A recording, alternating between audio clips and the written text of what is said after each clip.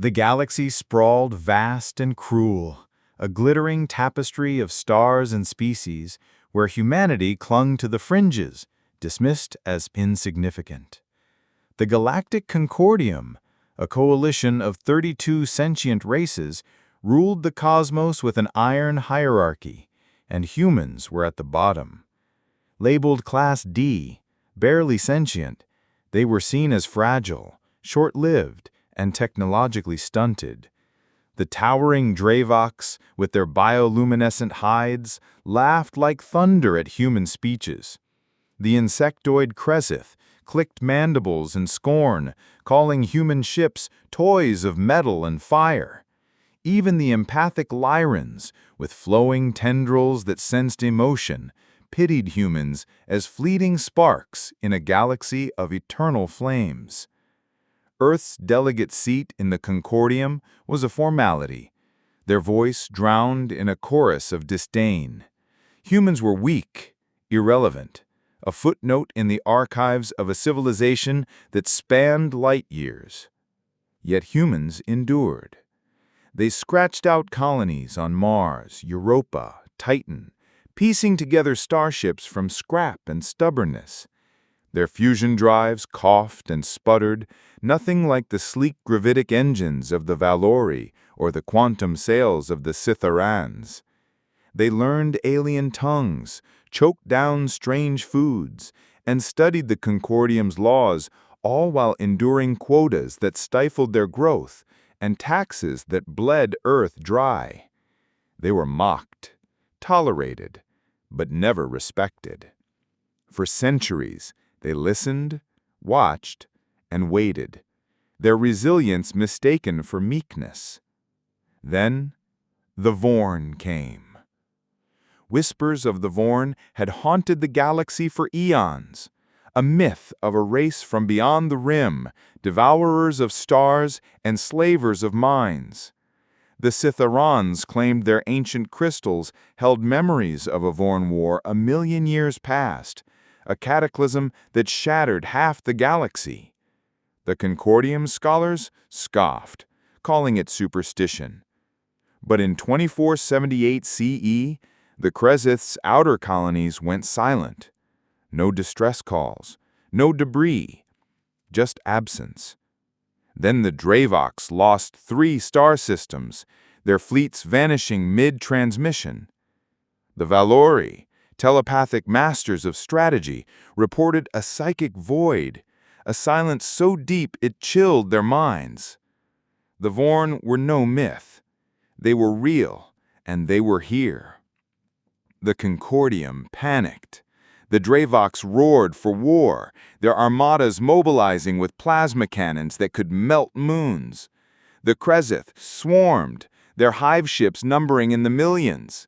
The Valori wove psychic webs to coordinate fleets across light years. The Scytherans, crystalline and wise, offered strategies from their ancient memories. Every species rallied, their pride unshaken, confident their might would crush this ancient foe. Humans, predictably, were ignored. The Concordium assigned them logistical roles, hauling supplies, repairing ships, tasks befitting a Class D race. "Stay out of the way," the Dravox delegate growled, their voice shaking the council chamber. "You'll only get yourselves killed." Humans complied, or so it seemed. Earth's shipyards churned out freighters, their crews ferrying ammo and rations to the front. Human engineers patched Dravox holes, human medics tended wounded Lyrans, human programmers debugged Valori systems. They were invisible, scurrying underfoot, their contributions unnoticed.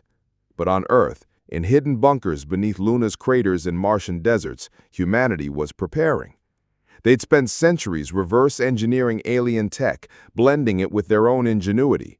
Their ships, once mocked, now hid prototype weapons, railguns, antimatter warheads, stealth drives cobbled from stolen Scytharan schematics. Humans weren't just enduring, they were planning. The war went poorly. The Vorn were unlike anything the Concordium had faced. Their ships were obsidian behemoths, absorbing energy weapons like sponges. Their soldiers, biomechanical horrors adapted to every attack. Plasma burns healed in seconds, kinetic rounds were deflected by shifting carapaces.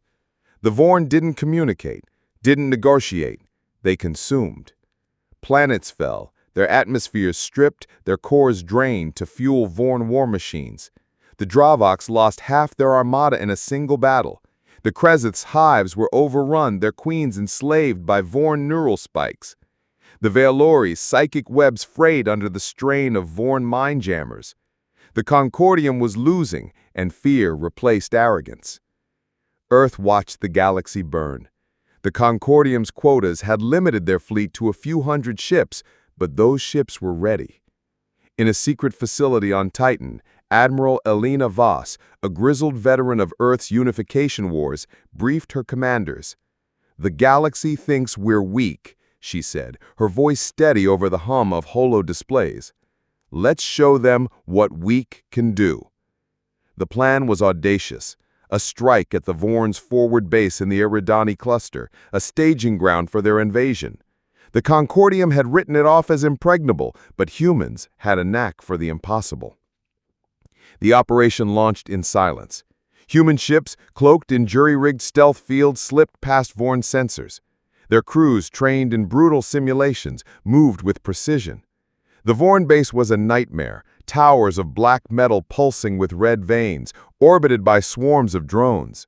The Concordium would have charged in, guns blazing, and died. Humans didn't.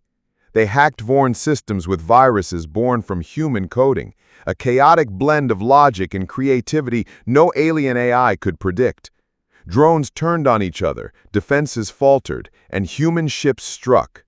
Railguns tore through Vorn hulls, antimatter warheads vaporized their reactors. The base burned, a beacon of defiance in the void. The Concordium noticed. The Dravaks, battered and bleeding, demanded to know how humans succeeded where they failed. The Kreziths, humbled, studied human tactics. The Veilori, sensing human resolve, began to listen. The Sitharans, their crystals humming with new respect, shared their ancient data on Vorn weaknesses. The Concordium's council, for the first time, invited Earth's delegate to speak, not as a formality, but as an equal. The war wasn't won that day. The Vorn retaliated, their fleets doubling in size, their tactics adapting. But humanity had changed the game. They fought not with brute strength, but with ingenuity. Guerrilla strikes, improvised weapons, strategies that baffled both Vorn and Concordium alike. Humans volunteered for suicide missions, piloting ram ships into Vorn motherships. They built factories in asteroid belts, churning out drones faster than Krezith hives. They cracked Vorn encryption, turning their own signals against them.